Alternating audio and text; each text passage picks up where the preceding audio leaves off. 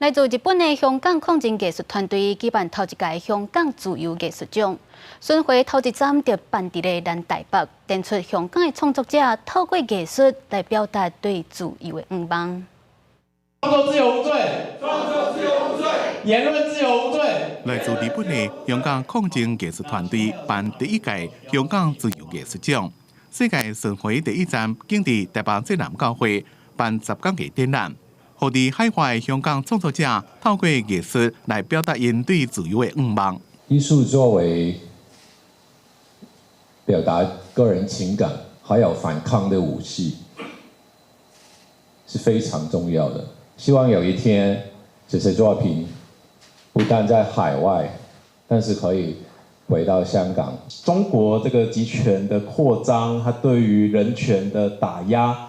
当然不会只限于香港境内，更不是只针对香港人的。那包括台湾人在内，包括日本人在内，我们都是在同一个阵线上。正说伫软过铁丝网之间的香，不过也是引起警示的声音。用立体艺术作品代表香港人目前的处境，或者是用相片、影片甲图呈现对香港的思念。然后这种方法就是一种。